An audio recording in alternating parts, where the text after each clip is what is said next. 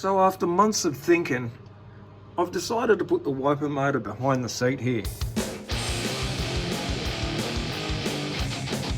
Just a simple idea really. I've just put a bar across here. It's only tacked in for the moment. I've got to completely weld it in, just with a couple of bolt holes. And once I've got this all welded in, I'll show you how the wiper motor bolts in. Well, the first thing I've gone and done is remove the bolts from this wiper motor, drill them out a little bit bigger, and put some longer bolts in. And as I zoom in, you can see how that bolts in. Quite simple, really. Well, it's raining outside again, surprise, surprise. And that's giving me time to work on the Chevy again. So what I've done today is put this alloy tubing in. The cable runs through that, runs up and around the turret here, all the way around, up into the wiper transmissions there, or wiper pivots, whatever you want to call them. Well, I've got to put another piece on the end of this wiper pivot, so I'll show you how it's done. Well, that end section I just showed you requires a 4-inch piece just hanging over the end. I guess the cable that runs through this needs room just to go back and forth, and so it doesn't bind on the end of the transmission. What I'm going to do here is flare this end. Now, with an old style flaring tool, you want this pipe here to stick out about 2.5 mil. That'll give us a nice big single flare.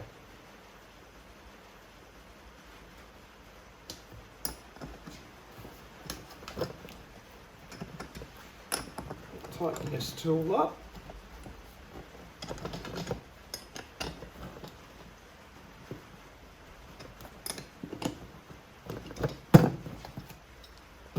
And put the flaring section in. Once that's in, it's a simple matter of just tightening it up.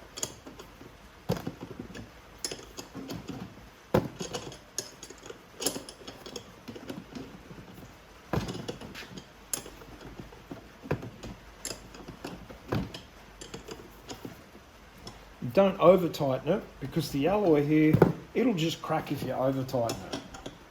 Now that that's firm, I'll just take that out. Undo our 2 nuts here.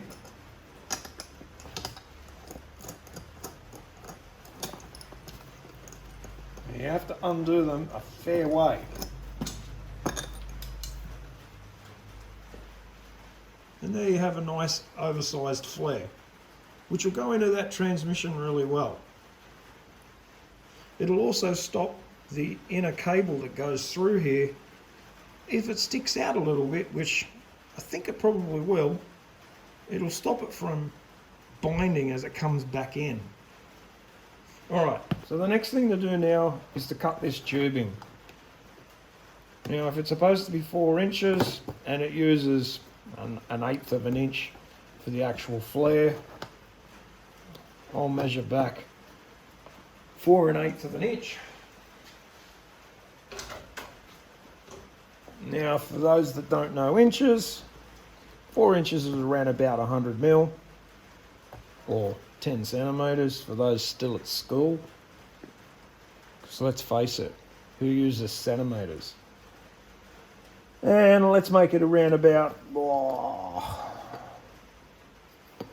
103 to 104 millimeters, but I'm inches, so I'll mark it in inches.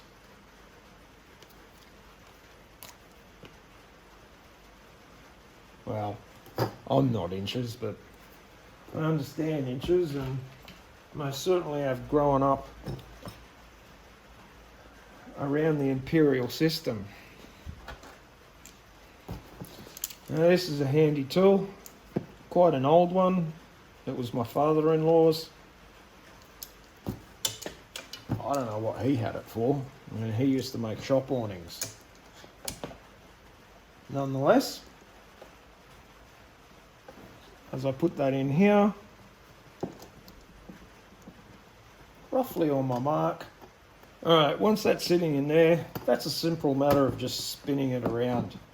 There's a tiny little wheel on there that'll cut this alloy really easy. Occasionally just give it a tighten up.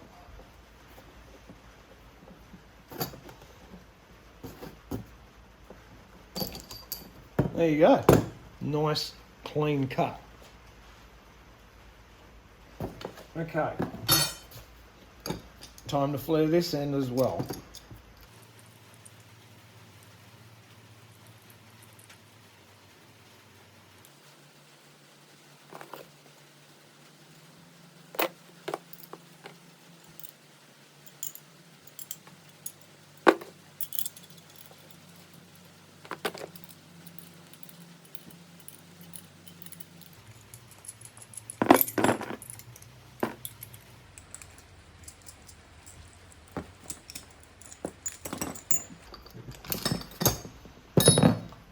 Now you have a bit of 4-inch pipe with flared ends.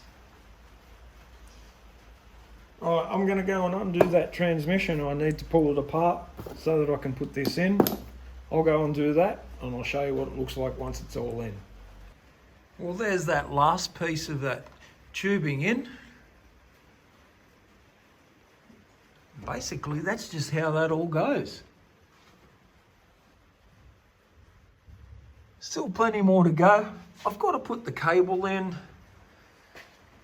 and I've even got to wire this thing up.